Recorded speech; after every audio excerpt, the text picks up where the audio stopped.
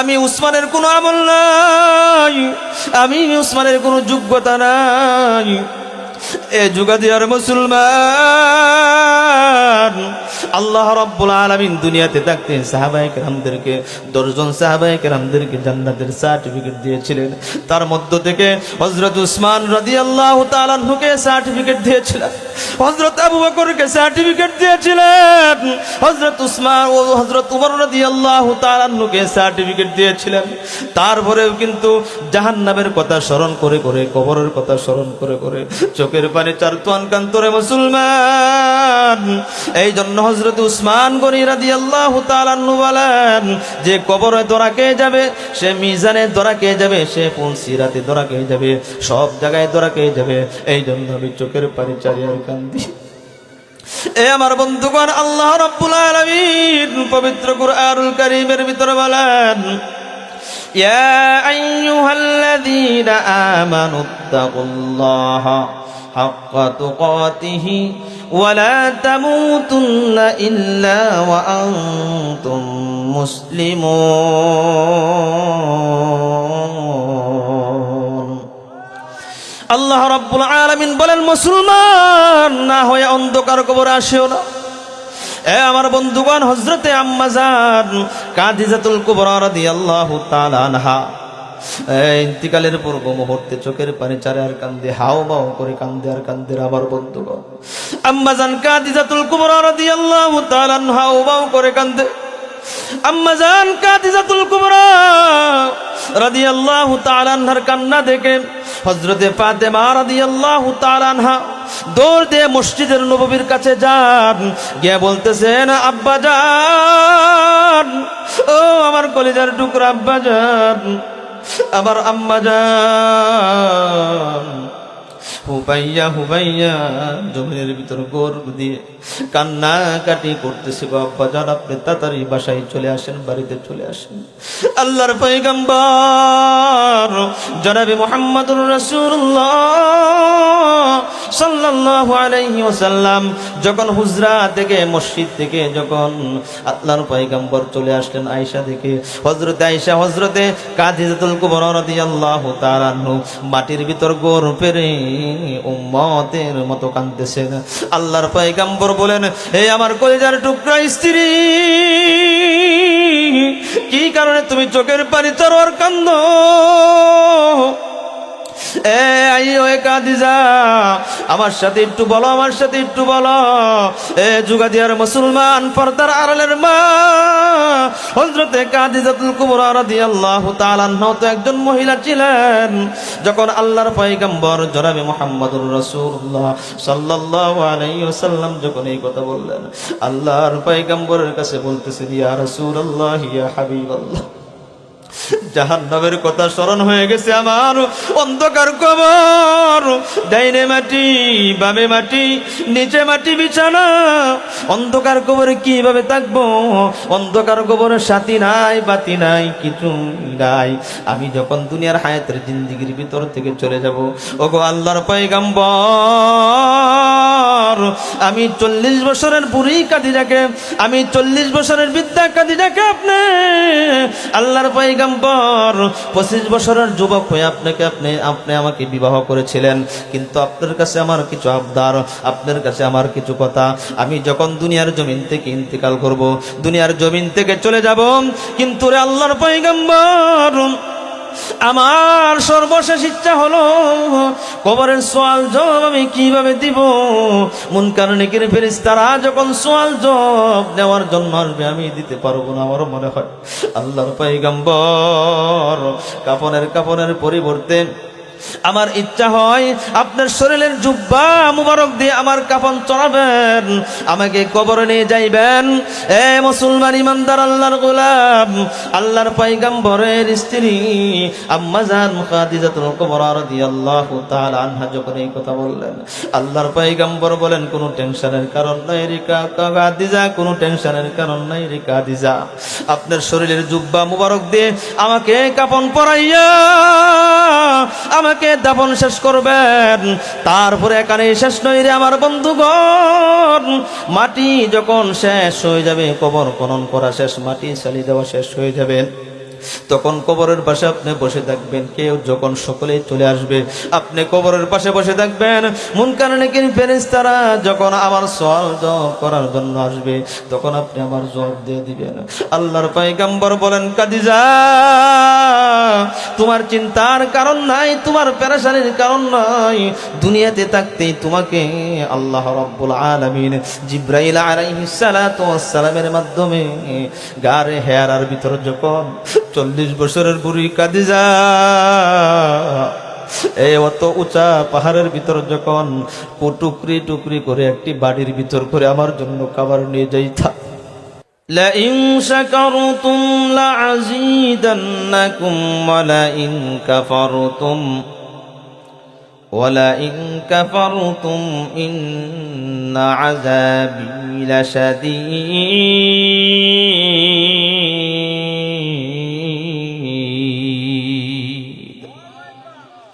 আর আস্তে কোন আল্লাহু আকবার বললে গুনাহ হয় না?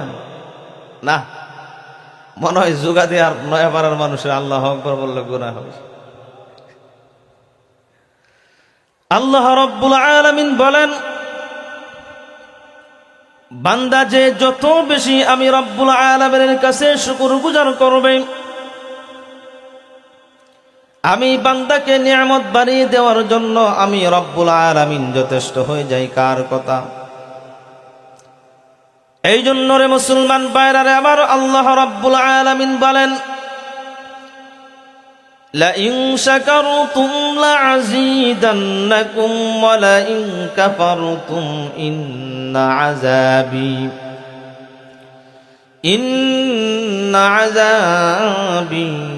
لشديد।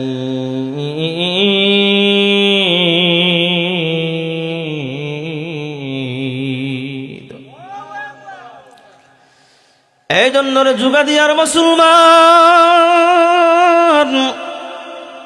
আল্লাহ রাব্বুল আলামিনের কাছে যে যত বেশি শুকরগুজার করবে আল্লাহ রাব্বুল আলামিন তার বান্দারা নাজ নিয়ামত বাড়িয়ে দেওয়ার জন্য আহকামুল হাকিমিন রাব্বুল আলামিন যথেষ্ট হয়ে যায়। ঠিক কিনা বলেন? শুধু তাই নয় রে আমার বন্ধুগণ, আল্লাহ রাব্বুল আলামিন শুকরগুজার যে যত বেশি করবে নিয়ামত বাড়িয়ে দিবে, আর যারা নাশুকরিয়া বান্দা হয়ে যাবে নিয়ামতগুলি ছিনিয়ে নেবে। কার কথা? আল্লাহর কথা। লাযিদান্নাকুম।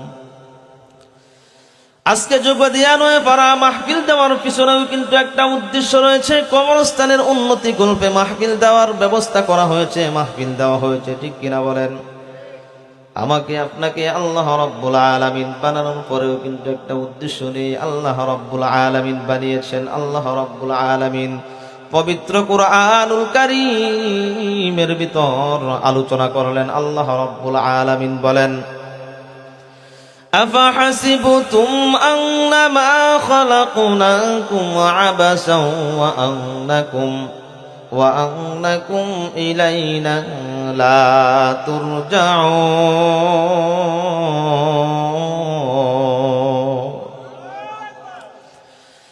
এই জন্য রে মুসলমান ভাইরা আমার, আল্লাহ রাব্বুল আলামিন অনর্থক বানাই নাই, অযথাই বানাই নাই। বানানোর পিছনেও কিন্তু একটা উদ্দেশ্য রয়েছে রে মুসলমান। আল্লাহ রাব্বুল আলামিন সামনের দিকে লক্ষ্য করলে দেখা যায় আল্লাহ রাব্বুল আলামিন বলেন, ওয়ামা খালাকুতুল জিন্না ওয়াল ইনসা ইল্লা লিয়াবুদুন।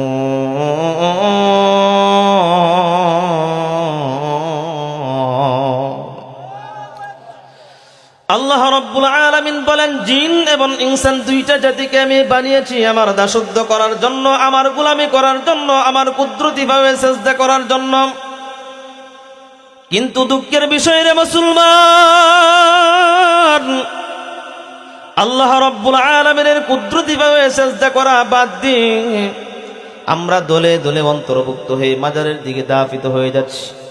কিন্তু না না না না, আল্লাহ রাব্বুল আলামিন এই সুন্দর কপাল দিয়েছেন আল্লাহ রাব্বুল আলামিনের কুদরতিভাবে সিজদা করার জন্য। ঠিক কিনা বলেন? শুধু তাই নয় রে মুসলমান ইমানদার আল্লাহর গোলাম, আল্লাহ রাব্বুল আলামিন বলেন, ألم نجعل له عينين ولسانا وشفتين وهديناه النجدين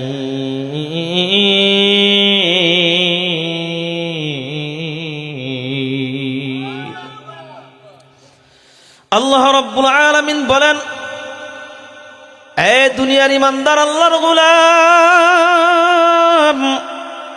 আমি কি তোমাদেরকে দুইটি চক্ষু দেই নাই? আমি কি তোমাদেরকে দুইটি হাত দেই নাই? আমি তোমাদেরকে দুইটি কান কি দেই নাই?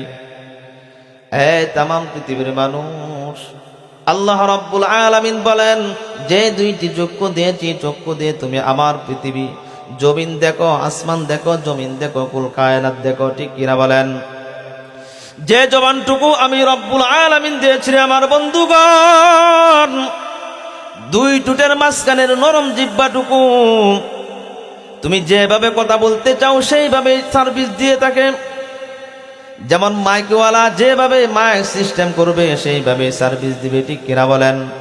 আল্লাহ রাব্বুল আলামিন বলেন, আমি দুই টুটের মাঝখানের নরম জিহ্বাটুকু দিয়েছি কথা বলার জন্য। একটা নয়, দুইটা নয়, তিনটা নয়, মিনিটের পর মিনিট, মিনিটের পর মিনিট, ঘন্টার পর ঘন্টা কথা বলো, তারপরেও আমি না বলার কোনো ব্যবস্থা করে দেই নাই, বলার জন্য খালি সুযোগ করে দেই। সুবহানাল্লাহ। এই জন্য রে মুসলমান ইমানদার, সেজদা হবে কার কুদরতি কদমে? আওয়াজ দিয়ে বলেন। এই কপাল যিনি দিয়েছেন, সেজদাও দিতে হবে তিনার কুদরতি ভাবে। এর মধ্যে কোনো সন্দেহ শোভা আছে কিনা? এই যে আমরা বর্তমান সময়ে দেখতে পেরেছি, মাঝে মধ্যে বাংলাদেশের বিভিন্ন দিক থেকে আমরা দেখতে পাই আল্লাহর রাসূলকে নিয়ে কটূক্তি করা হয়। শুধু তাই নয়, আমরা ইদানিং দেখতে পেরেছি স্বয়ং আল্লাহকে নিয়ে কটূক্তি করা হয়েছে, ঠিক কিনা বলেন?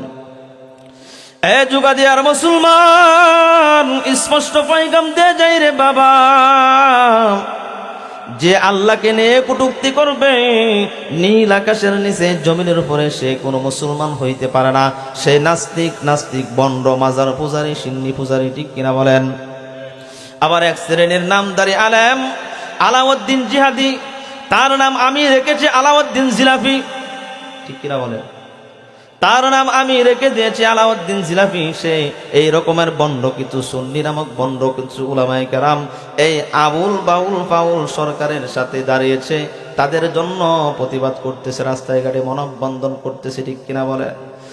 এ নারায়ণগঞ্জের মুসলমান, স্পষ্ট কথা হলো, আল্লাহর রাসূলকে নিয়ে যারা কটূক্তি করবে, দুনিয়ার জমিনের হায়াতের জিন্দেগির ভিতর যতক্ষণ পর্যন্ত শরীরের ভিতরে বিন্দু থেকে বিন্দু পরিমাণ রক্ত থাকবে, নিঃশ্বাস থাকবে, দম থাকবে, ততক্ষণ পর্যন্ত মুসলমানের জমিনের ভিতর আল্লাহর রাসূলকে নিয়ে কটূক্তি করতে দেওয়া যাবে না, ঠিক কিনা বলেন?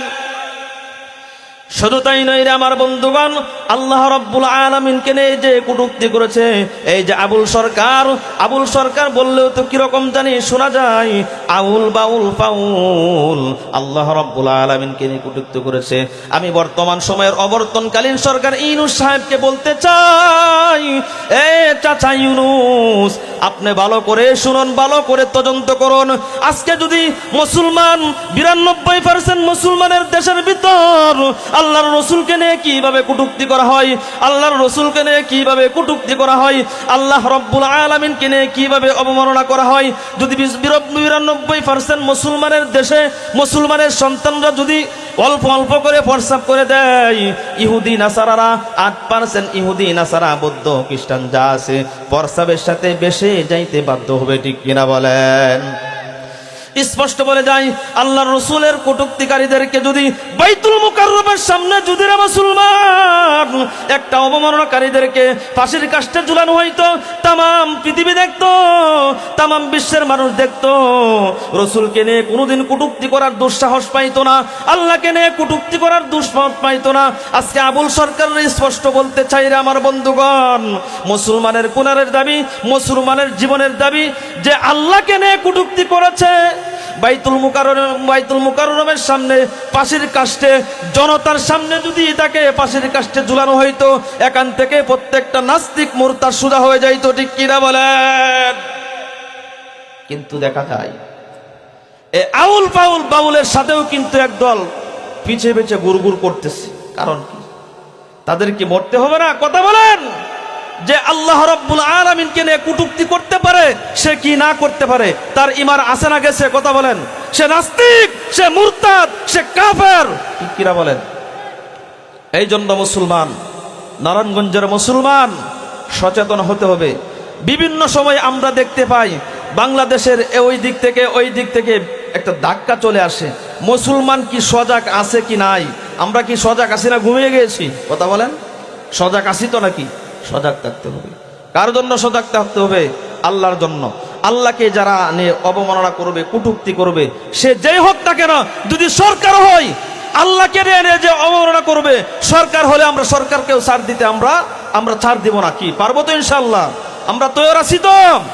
দরকার পড়ে আমরা জিহাদের ময়দানে যেমন সাহাবায়ে কেরাম আল্লাহর রসুলের জন্য, আল্লাহর দ্বীন প্রতিষ্ঠার জন্য নিজের জীবনকে উৎসর্গ করে দিয়েছে, আমরা মুসলমান আল্লাহর জন্য, আল্লাহর নবীর ইজ্জতের জন্য যদি হযরত উলামায়ে কেরাম ডাক দেয়, নারায়ণগঞ্জের মুসলমান যাবেন তো? যাবেন তো ইনশাআল্লাহ। আল্লাহ রাব্বুল আলামিনকে দুইটি হাত তুলে দেখায়, বলে লিল্লাহি তাকবীর। আরো আওয়াজ দা বলেন, লিল্লাহি তাকবীর। আয় আল্লাহ তাআলা তুমি কবুল করো, মঞ্জুর করো, সকলেই বলে আমিন। এবার আসুন পবিত্র কুরআনুল কারীম থেকে যে আয়াতে কারিমা আমি তিলাওয়াত করেছিলাম, পবিত্র কুরআনুল কারীম থেকে যে আয়াতে কারিমা আমি তিলাওয়াত করেছিলাম, সময় আমার কম। পবিত্র কুরআনুল কারীম থেকে যে আয়াতে কারিমা তিলাওয়াত করেছে, এই আয়াত থেকে কিছু কথা বলে আপনাদের কাছ থেকে বিদায় নিব ইনশাআল্লাহ। আল্লাহ রাব্বুল আলামিন বলেন, কুল্লু নাফসিন যায়িকাতুল মাউত। আল্লাহ রাব্বুল আলামিন বলেন, এই পৃথিবীর বুকে যারা একবার দুনিয়াতে আগমন করেছে, অর্থাৎ মার গর্ভ থেকে দুনিয়া দেখেছে, তাদেরই মৃত্যুবরণ করতে হবে। ঠিক কিনা বলেন? বিশ্বাস হয়? বিশ্বাস মনে হয় না আপনাদের? আল্লাহ রাব্বুল আলামিন বলেন, যে দুনিয়াতে একবার এসেছে, সে মানব হোক, দানব হোক, ওলি হোক, আবদাল হোক, গাউস হোক, কুতুব হোক, নবী হোক, রসুল হোক, প্রত্যেকের কিন্তু মৃত্যুর স্বাদ গ্রহণ করতে হবে। কার কথা? আরো আসতে বলেন, কার কথা? এই জন্য রে মুসলমান ভাইরা রে আমার, যেহেতু আজকে কবরস্থানকে উন্নতি করবে আজকে মাহফিল দেওয়া হয়েছে, এমন এক সময় মসজিদের মিনার থেকে ঘোষণা চলে আসবে, ইদ্রিস আলীর ছেলে আব্বাস আলী দুনিয়ার জমিন থেকে শেষ হয়ে গিয়েছেন। তারপরের কথাটা কি শুনুন। আল্লাহ রাব্বুল আলামিন বলেন, ইন্না লিল্লাহি ওয়া ইন্না ইলাইহি রাজিউন।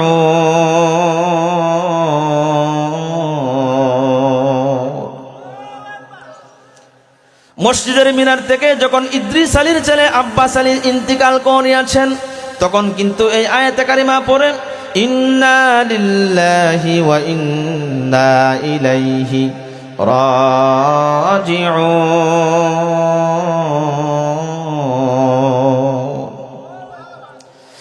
এই জন্য রে মুসলমান ইমানদার আল্লাহর গোলাম, যখন দুনিয়ার হায়াতের জিন্দেগি শেষ হয়ে যায়, তখন কিন্তু একটা লোক যদি দেখা যায় কোটি কোটি টাকার মালিক, তারপরেও কিন্তু দেখা যায় তার জন্য নির্ধারণ করা হয় কতটুকু জায়গা, মাত্র ৩.৫ জায়গা।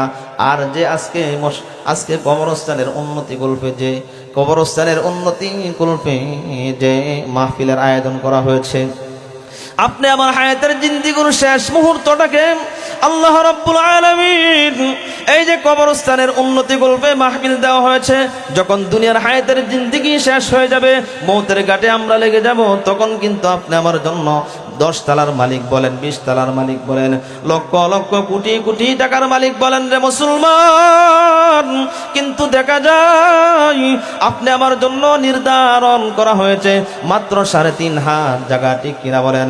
পুরুষের জন্য 3 কাপড়ের প্যাকেট বানাইয়া 3.5 হাত জায়গার ভিতর রেখে চলে আসবে, আর মহিলাদের জন্য 5 কাপড়ের প্যাকেট বানাইয়া, এ মুসলমান, 5 কাপড়ের প্যাকেট বানাইয়া জনমের জন্য বড়ই পাতার গরম পানি করে জনমের জন্য কিন্তু 3.5 হাত মাটির ভিতর রেখে চলে আসবে।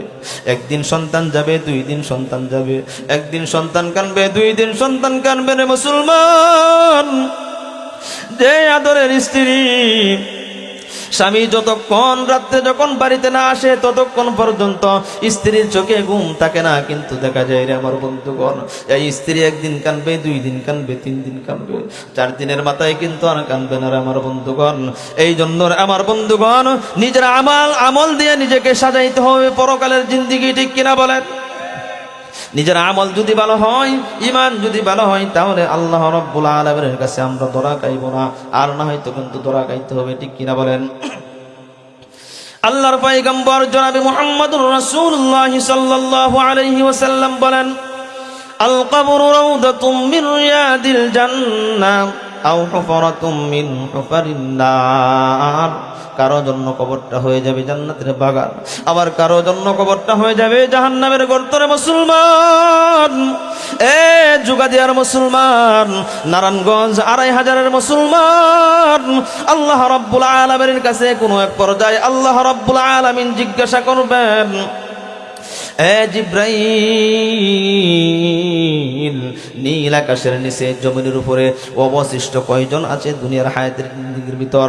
হযরতে আজরাইল আলাইহিস সালাতু ওয়াস সালাম বলবেন, আয় আল্লাহ, অবশিষ্ট মানুষ কিন্তু দুনিয়ার হায়াতের জিন্দেগির ভিতর নাই। কারণ কি রে আমার বন্ধুগণ? আল্লাহ রাব্বুল আলামিন বলেন, তুমি আস্তে আস্তে করে প্রত্যেকের জানটা কবজ করে নিয়ে আসছো, এখন বাকি আছে কয়জন? আজরাইল আলাইহিস সালাতু ওয়াস সালাম বলবেন, 4 জন মাত্র আমরা বাকি আছি। হযরতে জিবরাইল, হযরতে মিকাইল, হযরতে আজরাইল, হযরতে ইসরাফিল, এক একজনের এক একটা দায়িত্ব দিয়ে আল্লাহ রাব্বুল আলামিন পাঠিয়েছেন। হযরতে আজরাইল আলাইহিস সালাতু ওয়াস সালামকে বলবে, হে আজরাইল, হযরতে মিকাইল আলাইহিস সালাতু ওয়াস সালামের জানটা কবজ করে নিয়ে আস। কার জানটা কবজ করার কথা বলা হয়েছে? হযরতে মিকাইল আলাইহিস সালাতু ওয়াস সালাম কি দিয়ে বলবেন, এ মিকাইল, মৃত্যুর জন্য তুমি প্রস্তুতি গ্রহণ করো।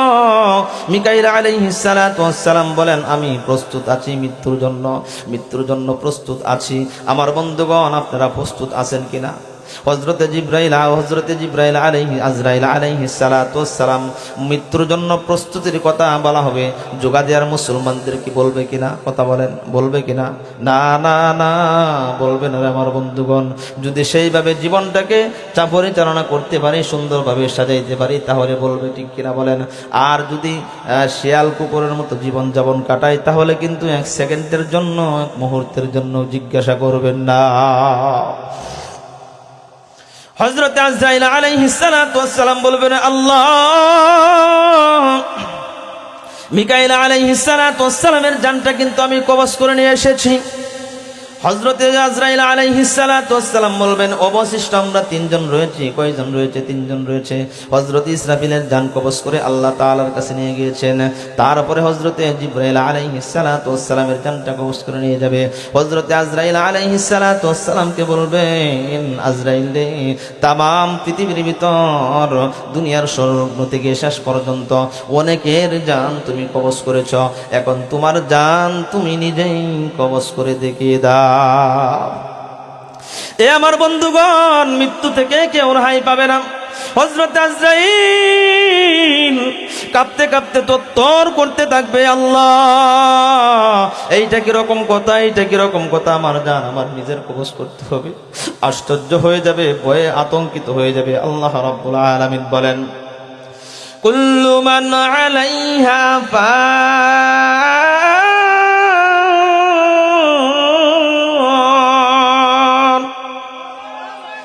ويبقى وجه ربك ذو الجلال والإكرام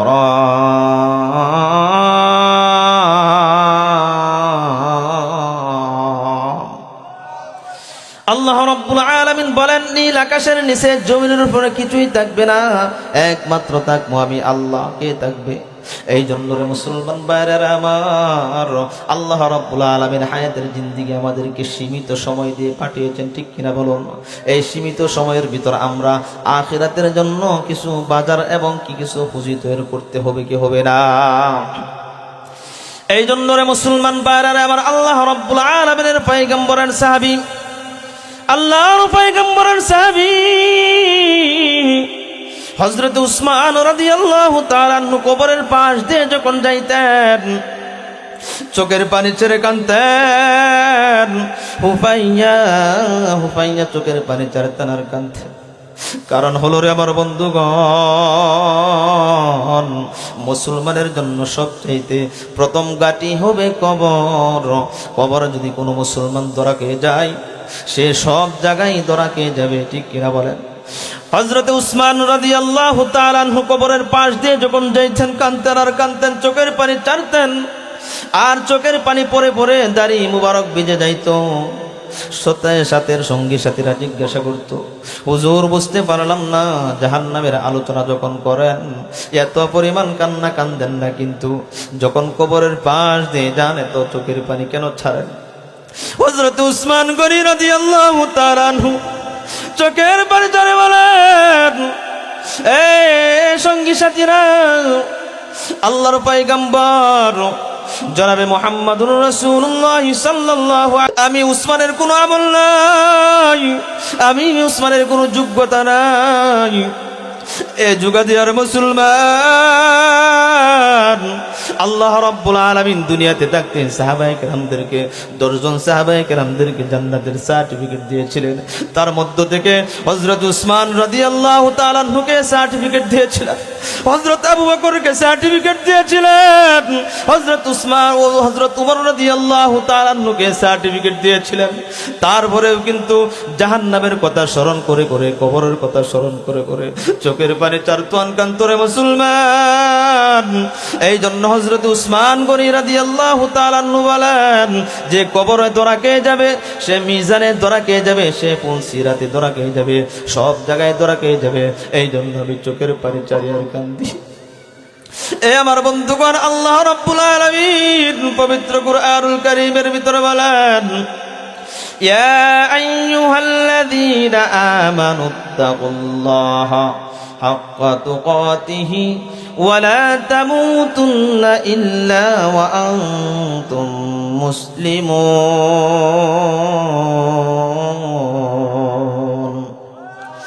আল্লাহ রাব্বুল আলামিন বলেন, মুসলমান না হয়ে অন্ধকার কবরে আসিও না। এ আমার বন্ধুগণ, হযরতে আম্মা জান কাদিজাতুল কুবরা রাদিয়াল্লাহু তাআলা আনহা ইন্তিকালের পূর্ব মুহূর্তে চোখের পানি চারে আর কান্দে, হাওমাও করে কান্দে আর কান্দে। আমার বন্ধুগণ, আম্মা জান কাদিজাতুল কুবরা রাদিয়াল্লাহু তাআলা আনহা হাওমাও করে কান্দে। আম্মা জান কাদিজাতুল কুবরা রাদিয়াল্লাহু তাআলা আনহার কান্না দেখে হযরতে ফাতেমা রাদিয়াল্লাহু তাআলা আনহা দৌড় দিয়ে মসজিদের নববীর কাছে যান, গিয়ে বলতেছেন, আব্বা জান, ও আমার কলিজার টুকরা আব্বা জান, আমার আম্মা জান। হুবাইয়া হুবাইয়া জমিনের ভিতর গোর দিয়ে কান্না কাটি করতেছে, গো আব্বা জান, আপনি তাড়াতাড়ি বাসায় চলে আসেন, বাড়িতে চলে আসেন। আল্লাহর পয়গম্বর জনাবে মুহাম্মদুর রাসূলুল্লাহ সাল্লাল্লাহু আলাইহি ওয়াসাল্লাম যখন হুজরা থেকে, মসজিদ থেকে যখন আল্লাহর পয়গম্বর চলে আসলেন আয়েশা থেকে, হযরতে আয়েশা হযরতে কাদিজাতুল কুবরা রাদিয়াল্লাহু তাআলা আনহু মাটির ভিতর গোর পেরে উম্মতের মতো কাঁদতেছেন। আল্লাহর পয়গম্বর বলেন, হে আমার কলিজার টুকরা স্ত্রী, কি কারণে তুমি চোখের পানি ছাড়ো আর কান্দো? কাদিজা, আমার সাথে একটু বলো, আমার সাথে একটু বলো। যুগাদিয়ার মুসলমান, পর্দার আড়ালের মা হযরতে কাদিজাতুল কুবরা রাদিয়াল্লাহু তাআলা আনহা তো একজন মহিলা ছিলেন। যখন আল্লাহর পয়গম্বর জনাবে মুহাম্মদুর রাসূলুল্লাহ সাল্লাল্লাহু আলাইহি ওয়াসাল্লাম যখন এই কথা বললেন, আল্লাহর পয়গম্বরের কাছে বলতেছেন, ইয়া রাসূলুল্লাহ, ইয়া হাবিবাল্লাহ, জাহান্নামের কথা স্মরণ হয়ে গেছে আমার। অন্ধকার কবর, ডাইনে মাটি বামে মাটি নিচে মাটি বিছানা। অন্ধকার কবরে কিভাবে থাকবো? অন্ধকার কবরে সাথী নাই, বাতি নাই, কিছু নাই। আমি যখন দুনিয়ার হায়াতের জিন্দেগির ভিতর থেকে চলে যাব, ওগো আল্লাহর পয়গম্বর, আমি 40 বছরের বুড়ি কাদিজাকে, আমি 40 বছরের বৃদ্ধা কাদিজাকে আপনি আল্লাহর পয়গম্বর 25 বছরের যুবক হয়ে আপনি আমাকে বিবাহ করেছিলেন। কিন্তু আপনার কাছে আমার কিছু আবদার, আপনার কাছে আমার কিছু কথা। আমি যখন দুনিয়ার জমিন থেকে ইন্তেকাল করব, দুনিয়ার জমিন থেকে চলে যাব, কিন্তু রে আল্লাহর পয়গম্বর, আমার সর্বশেষ ইচ্ছা হলো কবরের সওয়াল জবাব আমি কিভাবে দিব? মুনকার নেকির ফেরেশতারা যখন সওয়াল জবাব নেওয়ার জন্য আসবে, আমি দিতে পারবো না। আমার মনে হয় আল্লাহর পয়গম্বর কাফনের পরিবর্তে আমার ইচ্ছা হয় আপনার শরীরের জুব্বা মুবারক দিয়ে আমার কাফন চড়াবেন, আমাকে কবরে নিয়ে যাইবেন। এ মুসলমান ইমানদার আল্লাহর গোলাম, আল্লাহর পয়গম্বরের স্ত্রী আম্মা জান খাদিজাতুল কুবরা রাদিয়াল্লাহু তাআলা আনহা যখন এই কথা বললেন, আল্লাহর পয়গম্বর বলেন, কোনো টেনশনের কারণ নাই রে খাদিজা, কোনো টেনশনের কারণ নাই রে খাদিজা। আপনার শরীরের জুব্বা মুবারক দিয়ে আমাকে কাফন পরাইয়া আমাকে দাফন শেষ করবেন। তারপরে এখানে শেষ নয় রে আমার বন্ধুগণ, মাটি যখন শেষ হয়ে যাবে, কবর খনন করা শেষ, মাটি চালিয়ে দেওয়া শেষ হয়ে যাবে, তখন কবরের পাশে আপনি বসে থাকবেন। কেউ যখন সকলেই চলে আসবে, আপনি কবরের পাশে বসে থাকবেন। মুনকার নেকির ফেরেশতারা যখন আমার সওয়াল জবাব করার জন্য আসবে, তখন আপনি আমার জবাব দিয়ে দিবেন। আল্লাহর পয়গম্বর বলেন, খাদিজা, তোমার চিন্তার কারণ নাই, তোমার পেরেশানির কারণ নাই। দুনিয়াতে থাকতেই তোমাকে আল্লাহ রাব্বুল আলামিন জিবরাইল আলাইহিস সালাতু ওয়াস সালামের মাধ্যমে গারে হেরার ভিতর যখন 40 বছরের বুড়ি খাদিজা এই অত উঁচা পাহাড়ের ভিতর যখন টুকরি টুকরি করে একটি বাড়ির ভিতর করে আমার জন্য খাবার নিয়ে যাইতা, তখনই কিন্তু কত কষ্ট করছো ইসলামের জন্য, দ্বীনের জন্য। জিবরাইল আলাইহিস সালাতু ওয়াস সালাম তুমি যখন যাইতা, পাহাড়ের ভিতর উঠতা, এ মুসলমান, আল্লাহ রাব্বুল আলামিন জিবরাইল আলাইহিস সালাতু ওয়াস সালামের মাধ্যমে তোমাকে দুনিয়াতে থাকতে সালাম দিয়েছে। তোমার কোনো টেনশনের কারণ নাই, চিন্তার কোনো কারণ নাই। এই জন্য রে মুসলমান ইমানদার, দুনিয়াতে থাকতেও যারা জান্নাতের সুসংবাদ পেয়েছে, তারপরে কিন্তু তাদের চিন্তা পেরেশান হয়রান, ঠিক কিনা বলেন? আর আপনি আমি জান্নাতের গ্রাণও পাই নাই, জান্নাতের নিয়ামত পাই নাই, ঠিক কিনা বলেন? কিন্তু দেখা যায় মাতাব্বরের অভাব নাই, মস্তানির কোনো অভাব নাই। এ মুসলমান, আমি যুগাদিয়ার মুসলমান, পর্দার আড়ালের মা এবং বোনদেরকে বলে যাই, হে আম্মা জান, হযরতে খাদিজাতুল কুবরা রাদিয়াল্লাহু তাআলা আনহার মতো যদি তোমার জীবনটাকে তুমি করতে পারো, হযরতে আয়েশা সিদ্দিকা রাদিয়াল্লাহু তাআলা আনহার মতো যদি তোমার জীবনটাকে গড়তে পারো, দুনিয়াতেও শান্তি, পরকালেও মুক্তির ব্যবস্থা হবে। এই জন্য রে আমার বন্ধুগণ, পরকালের সাওয়ানা তৈরি করার দরকার আছে না নাই? আওয়াজ দিয়া বলেন, দরকার আছে না নাই?